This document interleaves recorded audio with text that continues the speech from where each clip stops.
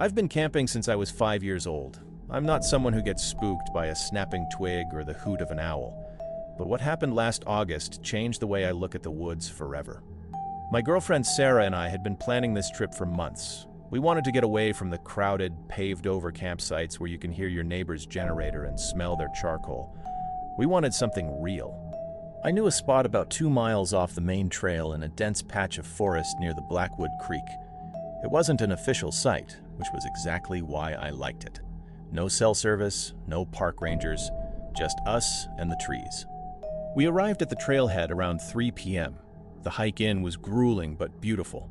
By the time we reached the clearing near the creek, the sun was beginning to dip, casting long, skeletal shadows across the forest floor. As we started unpacking the tent, I noticed something odd. About 10 feet from where I wanted to set up the fire pit, there was a small pile of debris. At first, I thought it was just trash left by a previous hiker. It looked like a rusted tin can and some scraps of cloth. But when I leaned down to pick it up, I felt a chill that had nothing to do with the mountain air. It wasn't just trash. It was a small, hand-carved wooden figure. It was crude, barely recognizable as a person, but it had deep notches for eyes and a wide, jagged slit for a mouth. It was resting on top of a pile of scorched animal bones. "Hey, Sarah, look at this," I said, holding it up. Sarah wrinkled her nose. "That's creepy. Put it back. Probably some kid playing around." I laughed it off, tossing the figurine into the bush and kicking the bones into the tall grass. "People are weird," I muttered. We finished the setup, ate some canned chili, and watched the stars come out. By 10 p.m. here, the woods were pitch black and dead silent. We crawled into the tent, zipped up the sleeping bags, and fell into that deep, heavy sleep that only comes after a long hike. I woke up at 2:14 a.m. I know the exact time because the glow of my watch face was the only thing I could see. The silence was gone. Instead, there was a rhythmic, metallic sound coming from right outside the tent. My heart skipped a beat. It was the distinct sound of a heavy-duty zipper. My first thought was that Sarah had gotten up to get some water or use the restroom. I reached out a hand to her side of the tent, expecting to feel empty fabric. My hand hit her shoulder. She was right there, frozen. I could feel her shaking. "Sarah?" I whispered, my voice barely a breath. "Mark," she hissed back, her voice trembling. "I thought that was you. Someone is opening your bag." I went cold. My backpack was sitting just outside the tent door, under the rain fly to keep it dry. I listened. Toom.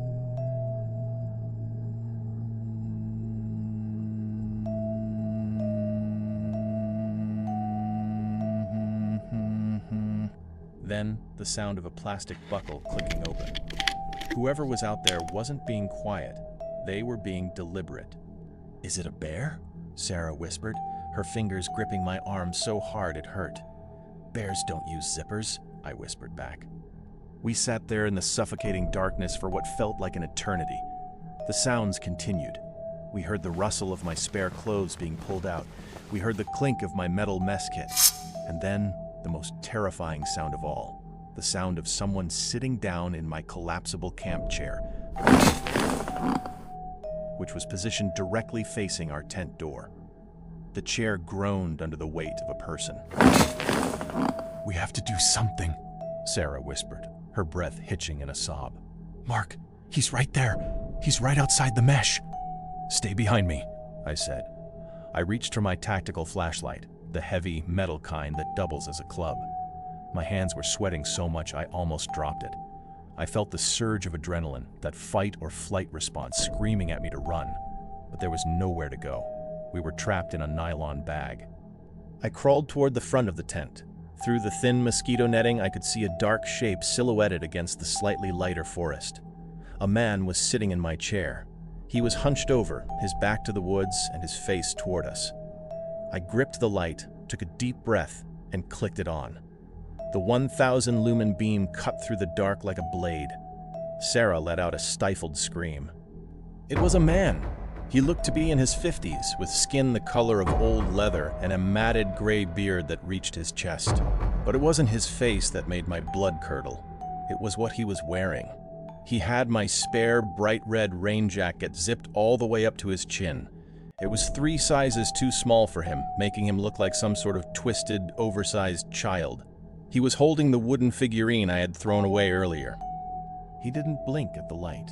He didn't flinch. He just sat there, bathed in the white glow, staring directly at the tent mesh where my face was. "Get the hell away from our camp!" I yelled, trying to make my voice sound deeper and braver than I felt. "I have a gun!" I didn't have a gun. I had a 4-inch folding knife and a flashlight. The man didn't move. A slow, yellow-toothed grin spread across his face. He tilted his head to the side, looking at the tent like it was a gift he was about to unwrap. "You have nice things," he said.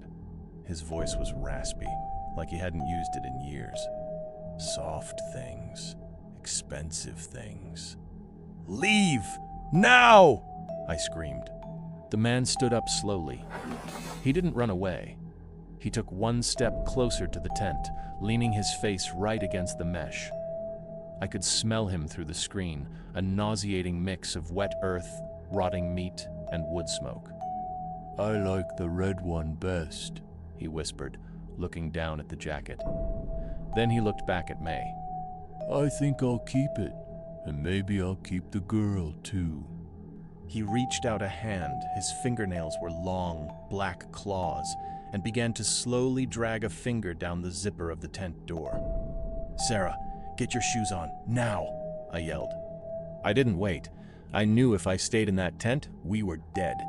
I lunged forward, unzipping the door from the inside with one hand while swinging the heavy flashlight with the other. I wasn't trying to scare him anymore. I was trying to break his skull. The man was surprisingly fast. He jumped back as I burst out of the tent, letting out a high-pitched, wheezing laugh. He scrambled backward into the tree line, moving with an animal-like agility that didn't match his age. "Don't follow him!" Sarah screamed, stumbling out of the tent behind me. She only had 1 boot on. We didn't pack. We didn't grab the stove or the sleeping bags.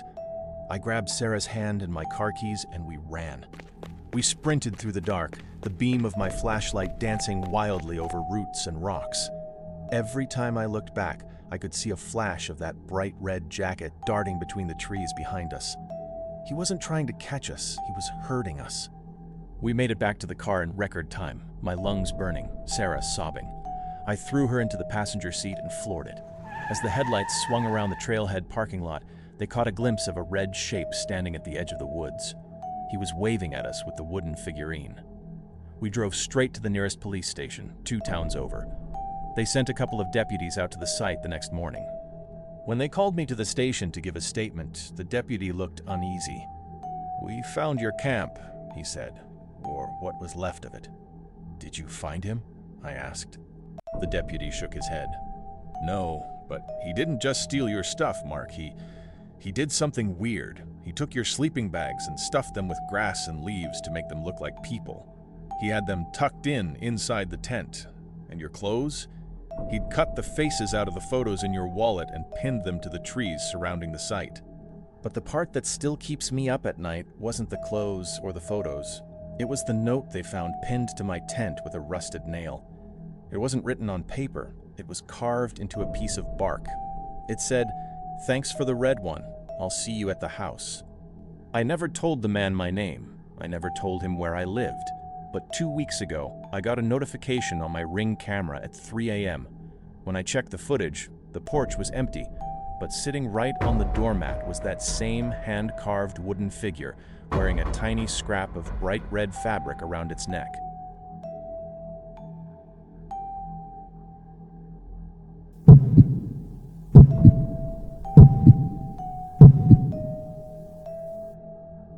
The Appalachian Trail has a way of making you feel small. I was 5 days into a solo trek through the Great Smoky Mountains section.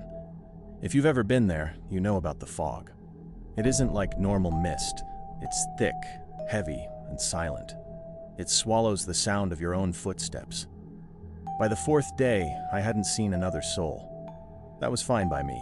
I wanted the silence.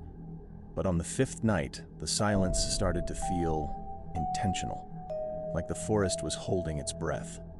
I had set up my hammock between two ancient oaks near a steep drop-off. As I sat on the edge of my gear, boiling water for some coffee, I felt that prickle on the back of my neck. You know the one, the feeling that someone is standing exactly 6 feet behind you. I turned around. Nothing but gray fog and the black skeletons of trees. To shake the nerves, I did something stupid. I whistled. Just a short 5-note melody I've known since I was a kid. I waited. A second later, from deep in the ravine below me, the whistle came back. It wasn't a bird, it wasn't an echo, it was a human whistle. But it was too perfect. It hit the exact same pitch, the same vibrato, and the same slight flat note I always hit on the 4th note. It was like someone had recorded me and played it back on a high-end speaker. I froze. "Hello?" I called out. "Hello!" the voice replied. My heart hit my ribs. It wasn't just the word, it was my voice. My rasp, my slightly southern accent, my exact inflection. It sounded like a recording of myself played back to me in real time. "Who's there?" I shouted, grabbing my bear spray. "Who's there?" the voice shouted back, perfectly mimicking my fear. I didn't sleep. I climbed into my hammock, zipped the bug net tight, and clutched that bear spray like a lifeline. For hours, there was nothing. Then, around 3 a.m., the bird started again. But it wasn't whistling anymore. It was talking. I heard the sound of footsteps circling my hammock, heavy, bipedal steps crunching on dry leaves. Then, a whisper came from just inches outside the fabric of my hammock, right by my ear. "I think I'm lost," the voice said. My blood turned to ice. That was a sentence I had said into my GoPro diary earlier that afternoon when I took a wrong turn at a trail marker. There was no way anyone could have heard me. I had been miles away from this spot. "Go away!" I yelled, my voice cracking. "Go away!" it whispered back. But this time, the voice shifted. It started as mine, but mid-sentence it warped into a deep, guttural growl that sounded like a serrated knife dragging across bone. Then came the scratching. Long, slow strokes of something sharp dragging against the bottom of my hammock. I was suspended 4 feet off the ground. Whatever was doing it was standing directly underneath me. I did the only thing I could think of. I didn't wait for it to rip through the fabric. I rolled out of the hammock, sprayed a massive cloud of bear spray into the fog beneath me, and bolted. I didn't grab my pack, I didn't grab my boots. I ran in my wool socks, leaping over rocks and logs I couldn't see, guided only by the dim light of my headlamp. As I ran, I heard it. It wasn't chasing me like an animal. It was running with me, parallel in the brush. And as it ran, it began to laugh. It was my laugh. The laugh I use when I'm actually happy. Hearing that sound coming out of the dark, distorted by a throat that wasn't human, was the most sickening thing I've ever experienced. I reached a Forest Service road about 2 miles down the trail just as the sun began to bleed through the fog. I didn't stop until I flagged down a ranger's truck. I told the ranger a bear had raided my camp and chased me. I didn't tell him about the whistling. I didn't tell him about the voice. I knew how it sounded. The ranger drove me back to my trailhead, but he insisted on going back to my site to check for the bear. He called me on the radio an hour later. "Hey, I found your gear," the ranger said, "but you might want to come look at this." When I met him at the site, my hammock was still hanging. It wasn't shredded, but there was a circle of stones placed perfectly underneath it. Inside the circle, laid out in the dirt, were my spare socks, my compass, and my GoPro. The GoPro was turned on, the battery was dead. When I got home and charged it, I found a new file. It was recorded at 4:15 a.m. after I had already fled. The footage is just blackness, but the audio is clear. You can hear the sound of the wind for a few seconds. Then, a face enters the frame. It's too dark to see features, just the glint of 2 eyes reflecting the infrared light. The thing holds the camera up to its mouth, or whatever it has, and whispers one final thing into the mic. "See you tomorrow, Mark." I haven't been back to the mountains since, because every time I'm in my house and I whistle a tune to myself, I swear I can hear a faint, 5-note melody coming from the back of my closet, exactly like mine, but just a little bit flatter on the 4th note.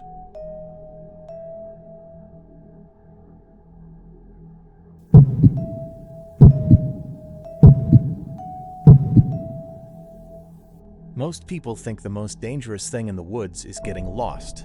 They're wrong.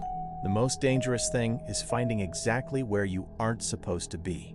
It started as a typical family weekend. My wife Elena, our 2 kids, and I were hiking a moderate trail in the deep backcountry of the Pacific Northwest.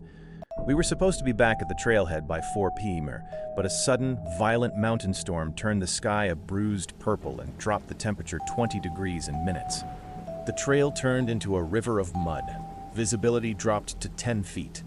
We took a sharp right at what I thought was the shortcut back to the parking lot. But within 20 minutes, the trees grew tighter and the path vanished completely. We were lost, soaked to the bone, and the kids were starting to shiver. "There!" Elena shouted, pointing through the sheeting rain. Nestled into the side of a jagged limestone cliff was the mouth of a cave. It was narrow, maybe 4 feet wide, but it offered dry ground.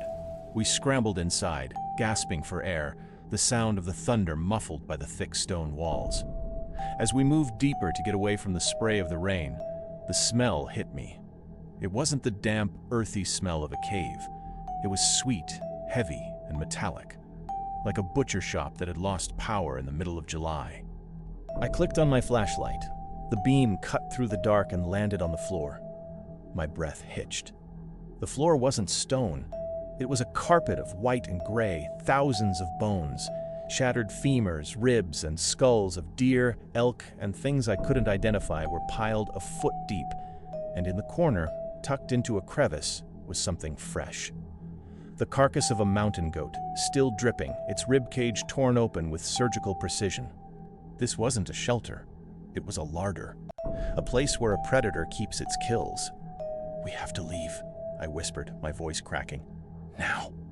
"Mark, the storm!" Elena started, but I grabbed her arm. I pointed the light at the cave wall. There, about 7 feet up the stone, were deep, parallel gouges, claw marks. Something had used this wall to sharpen its grip. Suddenly, the wind shifted. The sound of the rain outside was joined by a new noise, a deep, wet huff. It came from the mouth of the cave. We retreated into the shadows of the back of the cave, huddled together. I turned off the light. The darkness was absolute. My kids were remarkably silent, paralyzed by the sheer terror radiating off of me. In the entrance, a massive silhouette blocked out the faint gray light of the storm. It was a grizzly, but it looked wrong. It was huge, even for a grizzly, with a hump of muscle that made it look like a boulder come to life. It didn't enter, it just stood there, sniffing the air. It knew we were there. It was waiting for the rain to let up, or maybe it was just enjoying the scent of fresh meat trapped in its home. For an hour, we sat in that bone-filled darkness, listening to the bear's heavy breathing and the sound of its claws clicking against the stone floor as it paced the entrance. Eventually, the thunder faded to a distant rumble. The bear let out a low, vibrating growl that I felt in my own chest, and then the silhouette vanished. We waited another 20 minutes before I dared to peek out. The coast seemed clear. I checked my compass. Thankfully, I still had my bearings. We bolted out of that cave and sprinted in the opposite direction, pushing through the soaked brush, ignoring the branches whipping our faces. About half a mile down the ridge, we stumbled across a wooden post that had been snapped like a toothpick and shoved into the mud. I wiped the slime off the sign. "Warning, area closed. Active predatory grizzly territory. Do not enter." The date on the bottom of the sign said it had been posted 3 days ago. As we reached the crest of the final hill that led down to the parking lot, the woods behind us erupted. It wasn't a normal roar. It was a scream, a sound of pure territorial rage that echoed through the valley, bouncing off the trees until it sounded like it was coming from everywhere at once. We reached the car, locked the doors, and I didn't stop driving until we reached a well-lit gas station 30 miles away. The next day, I looked at the photos Elena had taken on her phone before the storm hit. There was one of the kids standing near the shortcut we had taken. If you zoom into the background, deep in the shadows of the pines, you can see a pair of small, amber eyes watching them. But that wasn't the worst part. When I went to wash our hiking clothes, I reached into the pocket of my rain jacket, the one I had been wearing in the cave. Inside, I found a small, jagged splinter of white bone. It wasn't a deer bone. It was a human molar, still attached to a fragment of a jaw. I think the bear had been eating more than just mountain goats, and I think the only reason we got out of that cave is because it wasn't hungry yet.